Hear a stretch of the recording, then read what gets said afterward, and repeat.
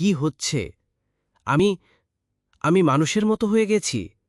আমার হাত পা এ তো মানুষের শরীর। গতকালও আমি জানালার গ্রিলও বসে মাছ খাচ্ছিলাম, আর আজ আমি রিকশাওয়ালার মতো দেখতে। এটা কি কোনো স্বপ্ন, নাকি কেউ আমার জীবন নিয়ে মজার খেলা খেলছে? এই হাঁটা জিনিসটা একদমই সহজ না। 4 পায়ে দৌড়ালে কেউ ধরতে পারত না, আর এখন 2 পায়ে চলতে গিয়ে হোঁচট খাচ্ছি। সবাই তাকিয়ে আছে। কুকুরটা তো আমায় চিনতে পারছে না, ভাবছে কে এই নতুন প্রতিযোগী। আরে বাবা, এই যে চায়ের স্বাদ! আহা, এমন মশলা তো আমার বিড়াল জীবনে পাইনি। আর এই সিঙাড়া, এক কামড়েই মনে হচ্ছে স্বর্গে আছি।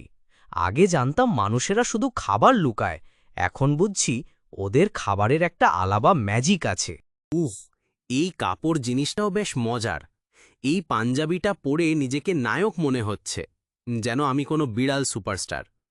আয়নায় আমার চেহারাও বেশ ফিট লাগছে, কিন্তু আমি তো মানুষ হয়েই মজা পাচ্ছি। ওরে বাবা, ব্যাট ধরা কত কঠিন! আমি যখন বিড়াল ছিলাম তখন বল ধরা ছিল 1 মিনিটের খেলা। এখন দেখি একটা বল মারতেই ঘাম ঝরছে। কিন্তু মজার ব্যাপার হচ্ছে, ওরা আমায় আপন করে খেলায় নিচ্ছে। বন্ধুত্ব যে কত মধুর! সূর্য ডুবে যাচ্ছে, আর আমারও এই মানুষের জীবনের সফর শেষ হতে চলেছে।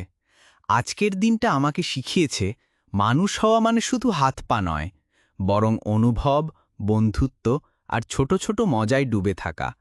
আমি কিন্তু আজকের গল্পটা আমি সারা জীবন মনে রাখব।